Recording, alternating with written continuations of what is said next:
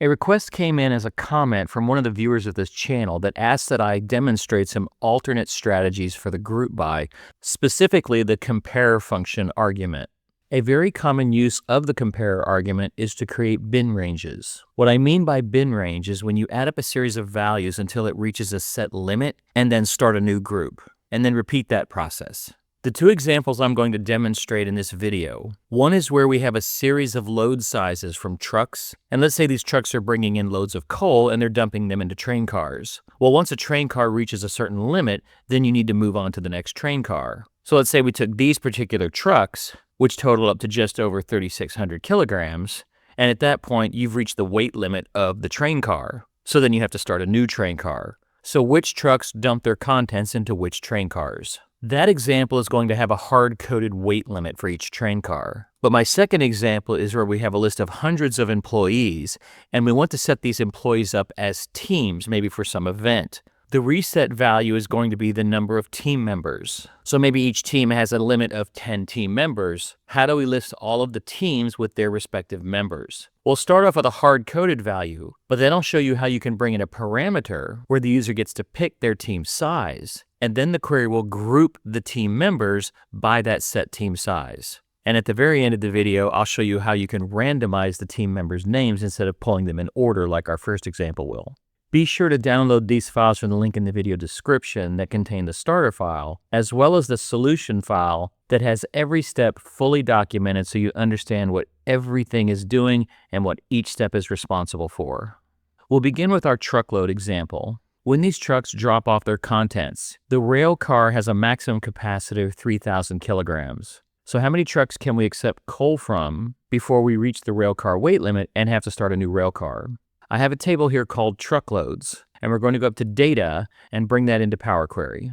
The first thing we'll do, just to make the code a little easier to type, is we'll rename this column, and I'll just make it a simple name like size. The key to all of this working properly is to use what's known as an index number. This index number is going to allow us to examine specific rows and compare them against some logic. So to add this index column, we'll go up to Add Column, and then we'll choose this button that says Index Column, and we want to start our index column from 0. The column's name is Index, and we'll just leave it at that. This next step is not necessary, but I'm going to execute it just as a way to demonstrate how the logic is going to work. In the end, you'll be able to remove this step if you don't want it. What we'll do is we'll go up and we'll start a new step, and this just points to the previous step called Added Index. In the formula bar, if we add to that the field name of size, that will extract the size column as a list. So this would be like a list of numbers in Excel. I want to be able to pick a specific number or a set of numbers from this list.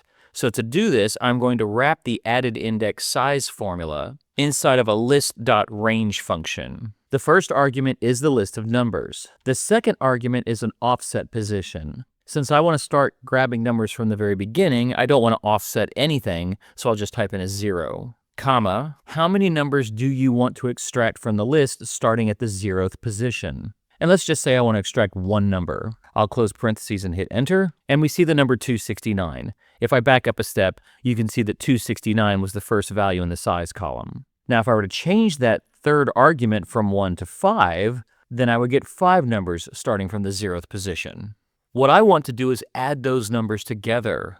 So we'll wrap this list.range inside of a list.sum function. Close parentheses on the end, and those 5 values total to 1416. Since I'm looking to see if a total value up to this point exceeds another value, the weight limit of the rail car, we'll add a comparative operator to the end of this logic and see if the sum of those values exceeds 3000. This returns a false, because 1416 is not greater than 3000. Going back into the list.range, if I start changing that third argument, let's say I change it to 10, it's still triggering a false. If I change it to 11, it triggers a true, because the first 11 values exceed 3000. The table.group function will not accept a true or false for this decision. It needs a 1 or a 0. So we need to convert the trues and falses into 1s and 0s, and we can do that by wrapping this formula inside of a number.from function. And so now the true is a 1. If I change this third argument from 11 back to 10, the false is converted to a 0. Let's rename this step to logic sample test. This is the basic logic that we're going to use in our GroupBy function to create these bin ranges.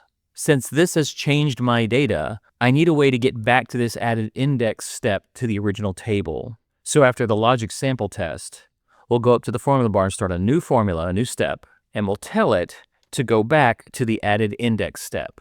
So this allows me to basically skip the logic sample test. That was just there for us to figure out our thought process. And as I said, you can delete it if you don't want it. We'll rename this step return to data. Now we can pick up where we left off. We'll start by creating a very simple group. We're going to select all of the columns in the table, then go up to Home and choose Group By. The aggregate column that we're going to create will be called Details. You can call this anything you want. And we're going to use the All Rows operation. Click OK. This creates a series of nested tables. And if we peek inside one of those tables, all that contains is the entire record for that position in the table. So you can see each one of these is just the row. If I expand my formula bar, we can see we're using table.group to look at the table called return to data. We're going to take all three of these columns and group them and create a new column called details. And we'll do this for each row of that table. The output of each row examination will be in the form of a table, and then we do some data typing. We can actually take everything after the underscore and before the curly braces and delete that. And this all still works the same way. Clicking just before the closed parentheses for the group by, we're going to type in a comma, and here's where we're going to define a group kind. The group kind argument wants to know, are we examining the table in its entirety and grouping by all records, or are we examining each row separately and comparing one row to the very next row? This uses two types of operators, groupkind.global and groupkind.local. I made a video that goes into pretty decent depth explaining the differences between groupkind global and groupkind local. And if you'd like to learn more about that, I'll put a link in the video description, or you can click the little thing in the corner if it pops up. Assuming you've watched that video, we just need to pick one or the other, global or local. If you want groupkind local, you'll put a 1. If you want groupkind global, you'll put a 0. Groupkind global is what we want for this example, so we'll put a 0 and then comma. This then takes us to the comparer argument.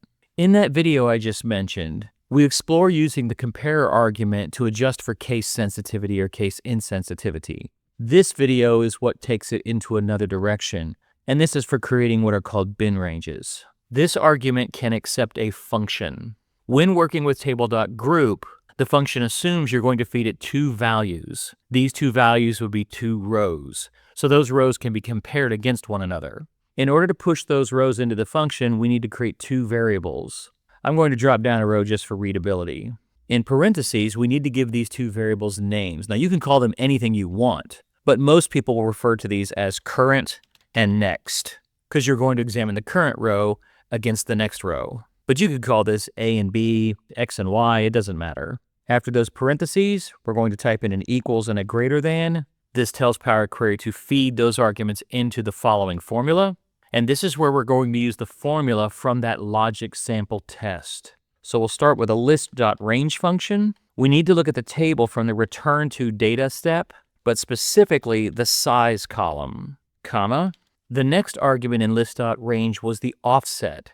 And we don't want to offset anything, but we want to start from the first position of each new group. So if our first group starts on the first row, that will be a 0. Now I don't want to hard code that 0, but what I will do is ask it to retrieve from the current variable whatever is in index position 0. So if the next group starts with row 10, current will hold the value of what is in index column row 10. If that's a little confusing, just stick with me and this will get clearer in just a moment. So our offset position is just the first entry of each new group, comma. How many values do you want to retrieve? For the first examination, I want to retrieve one row starting at the first row of this group. But the second iteration, I want to retrieve 2 rows starting from the first row of this group, and then 3 rows starting from the first row of this group. The formula for this is to retrieve the index from the next variable at whatever the current index position is, but then subtract from that the current variable index position. Because Power Query starts all counting at 0, we need to put a +1 adjustment in here. My intention is to make a future video that deeply examines the logic of this formula because I realize it can be confusing. But if you don't want to worry too much about the technicals, just mimic this formula and it will work for you. Now, when I hit enter, I'm going to get an error because I can't return an entire list of numbers as a single scalar value. So we need to wrap that list.range function inside of a list.sum function.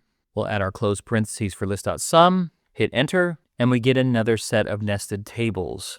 Currently, each one of these is returning the same thing, just that one row from the table. We'll go back into our formula, and just before the final close parentheses, we're going to add that comparison operator, greater than 3000. But since table.group requires a 1 or a 0 to know when to start a new group, currently this is returning a true or a false. So to counter that, if you remember, we'll wrap this in a number.from function, and then we'll add a close parentheses after our comparison operator. This is where things start to pay off. If we peek into these tables now, let me pull this preview window up, we can see that the first 10 truckloads, those values added up to just below the 3,000 limit. The next 9 cars added up to just under 3,000, and then the next 11 cars. And we can keep going down the list. Ultimately, what I would like is a list of which trucks loaded into which rail cars. So we'll remove all of the columns except for this column of nested tables. When we expand these tables, we need to have some form of a tracking number to know which trucks came from which table. So as before, we'll go up to add column, we'll add an index column, but this time we'll start our index column from 1. Back to our details column, we'll hit the expand tables button, and we'll expand out the truck number and the size. Hit OK. This index column, which shows which rail car a truck was loaded to, I'm going to go up to Transform, Format, and add a prefix. And the prefix for this will be railcar number. So I can see here in my filter dropdown, railcar 1, 2, 3, 4, etc. Now, one of the problems with this is if you sort this, because it's text, railcars 1 and 10 will go next to each other, and 2 and 20, and 3 and 30. So what I'd like to do is add a prefix to these single-digit values. To do that, we'll go back into the transform columns function, and just before the text.from portion, we'll wrap that inside of a function called text.padStart. Text.padStart has 3 main arguments. The first is the text that I'm padding, which is the output of the text.from function. But right before the data typing, it wants to know how many characters do I need to pad something with until I reach a certain limit. In my case, the maximum number of padded zeros I want is just one of them. So if you're a single-digit value, you'll get padded with a 0. But if you're a 2-digit or 3-digit, you won't get any padding. So I want to have a maximum of a 2-digit value padded with zeros if needed. Even though 0 is a number, because it's being added to a set of text, it needs to be treated as text. And all text has to be wrapped in double quotes. Close parentheses, comma, and we can now see we have railcar 01 through 09 and then railcar 10. Let's rename this column from index to railcar ID. Now we can drop this back into Excel. I'll go ahead and place this as a table on this worksheet. We can now take something like this and make a pivot table. So I'll go to summarize a pivot table, place the output right here, and we'll put railcar in the rows with the associated truck number. We can also put the size for each of those so we know what it's all adding up to. If you want to take a moment and beautify this, we end up with something like this. So we can see which trucks were loaded into which rail cars, with each rail car having a maximum capacity of 3,000 kilograms. In the previous example, our bin ranges were statically defined within the M code. That would have been the railcar weight limit. In this example, I'd like the user to have the ability to choose what that limit is going to be. So we have a list of several hundred names in this table called employees. But I want the user to be able to put those employees into teams in groups of, say, 15 or 20 or maybe 50. This is going to be brought in as a parameter. This will make our query dynamic. The first thing we'll do is we'll take this table, which I've named team size, and bring it into Power Query. So we'll go to data, from table range. So this brings in the team size table. To make the code a little simpler for us, we'll rename this column to T size. It's a whole number data type, and we're going to load this out as a connection-only query. Now let's go to the employees table. We can see up here table design. I've named it employees. We'll go to data and bring this into Power Query. Our data type is set to text. As before, we'll go up to add column and we'll add an index column starting at 0. We'll leave the name index. Now to see if our logic is working, we'll write a little test formula that says go to the added index step and extract the team member column. So this gives me a list of all of the team members. Now we want to get a range of names, that range being the number of people on each team. So we'll wrap this inside of a list.range function. Our first argument is the list of names. The second argument is where the offset is from the beginning of each group, and that will be 0. And then comma, how many names do you want to extract for this group? And I'll type in a temporary value of 1, close parentheses, and so we get Emily Abbott. If we were to change this 1 to a 5, we would get the first 5 names. I'll go back and set that to 1. We need to count how many people are in that extracted list. So whereas before we were summing up the weight limits, now we're just counting the number of people that we've extracted. So we'll wrap this list.range function inside of a list.count function. Close parentheses, and it says there's 1 name. Obviously, if I change this to 5, there will be 5 names. We need to check for the moment that that value exceeds a specific limit, and that's going to be the team size selected by the user. Let's start off statically, and then we'll make it dynamic later. So I'll just see if that value is greater than 12. So we want to know the moment we exceed 12 team members. If I extract 5 team members, that's not greater than 12. The answer is false.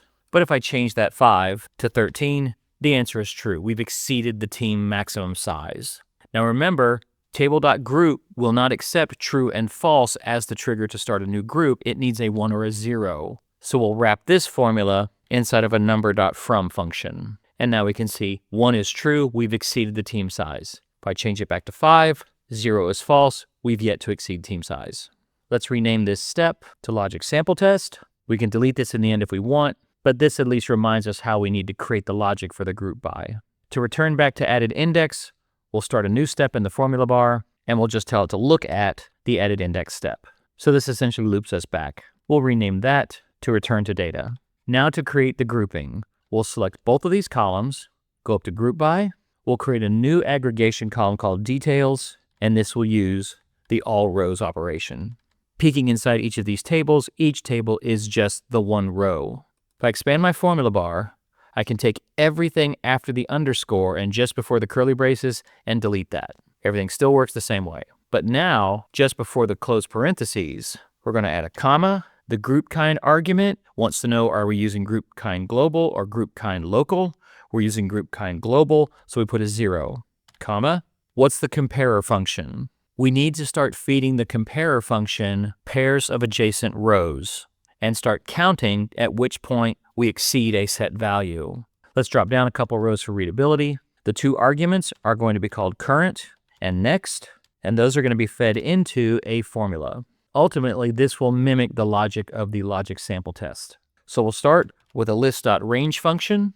The list is going to come from the return to data step, and specifically to extract the column of team members, comma. The next argument for list.range is the offset. That offset will always be the first item within each group, and that will be retrieved by taking the current argument and whatever that index position is. And so this will be the index of the first name of each new group, comma. How many names do you want to extract until we reach our limit? The formula for this will be using the next argument, index position, minus the current argument, index position. But we have to add that +1 adjustment because of the way Power Query starts counting. We'll close parentheses, hit check. This brings back a list of the names for each group, but I need to feed table.group a scalar value. So what we need to do is count the names within those groups. So let's go just before list.range and wrap that in a list.count function. Close parentheses for our list.count. Here's our list of tables, but still each table is just a single row of information. Back in the formula bar, just before the final close parentheses, we need to add our comparer question. So is this list greater than 12 team members? This returns an error because table.group is receiving a true-false response, but table.group expects a 1 or 0 response. So we have to wrap our list.count inside of a number.from. Let's add our close parentheses at the end. And this is the moment where everything starts to become interesting. So we can see the starting position of each new group. Since we were looking for greater than 12, each new group starts at a multiple of 12. And we can click next to the word table and peek in and see what those 12 names are. So here's 0 through 11, the next one is 12 through 23, the next one is 24 through 35, etc. Remember how I said I wanted that number to be dynamic. I want the user to choose their team size. So our final modification for table.group is to change this hard-coded 12 into a reference that looks at the output of that team size table. So we want to go to the team size table, go to the T size column, and get whatever's in the 0th row of that table, which would be row number 1. So back to the employees query, let's take out that hard-coded 12 and tell it to look at the team size query, the T size column, and then get, in curly braces, the 0th row. Looking back at that team size query, the user currently has selected the value of 5. So now each of these nested tables has 5 names. As before, we'll delete all columns except details. Before we expand all the tables, we need a tracking number. This will be our team numbers. So we'll go up to add column, index column from 1. Now I can expand the details table. All I want are the team member names. Let's do the same bit of number prefixing and 0 padding that we did earlier. So with index column selected, we'll go to transform, format, add prefix, and I'll type in team number. Because we don't want to have a list that says 1, 10, 11, 12, and then loops back to 2, 20, 21, we'll go back into the formula, and just before the text.from, we'll add a text.padStart. After the text.from function, we'll say I want a maximum of 2 characters, and whatever it takes, pad it with zeros. Close parentheses, comma, let's hit check. And so now if I look at my list, these are going to be in proper sorted order. We'll rename index to team number. Let's go to home and close and load this as a proper table, and we'll put it right here. If I wanted to make a pivot table out of this, we'll go to summarize with pivot table. I'll put it on an existing worksheet right here in J5, and then in the rows we'll add team number and team member. We'll take a second to beautify it. Now to test out the dynamic nature, if the user goes up and changes this from 5, say to 50, we'll go up to data and do a refresh all. And now for our pivot table, we'll do another right-click refresh. And we can see team number 1 now has 50 employees, team number 2 has 50, team number 3 has 50, etc. So this takes us all the way to team 8. If I were to go back up here and change this to 10, we'll refresh the query, refresh the pivot table. Now we have 10 names per team. One of my concerns with that solution was that the team names were just extracted in alphabetical order. So you can see in these green tables, everything's just alphabetical. I've created a second version of that query that I'm not going to go into, but I have provided the documentation for it if you're interested, that takes the original team member list and randomizes the names. So that way, when the group by starts extracting names in order, those names are not in alphabetical order, but rather a random order. Then when the binning occurs into actual teams, it appears to be a more random selection. Here you can see in my queries and connections panel, the original teams query, but then I have this version called teams randomized. This has some additional steps for adding random numbers and indexes to scramble the list of team names. Now, because of some of the oddities of the way random numbers are treated by Power Query during processing, there's a bit of buffering trickery nested in here to try to get all this to work. So if you'd rather just randomize the data before you feed it into Power Query, that might be easier for you. But if you can't guarantee that the data is going to be randomized and you want to ensure that, this version of the query will do it. I have provided full documentation in this query, so if you're interested what each step does, you can understand this. So that's how you can use group by to create bin ranges based on either a static value or based on some user's selection. Let me know your thoughts in the comments below what you think of these, or if you have better ways to solve this problem. I'm always up for optimization. And don't forget to download these files from the link in the video description so you can practice this and have full access to all of the documentation embedded in the M code. Thanks for watching, and remember at BCTI, the learning never stops.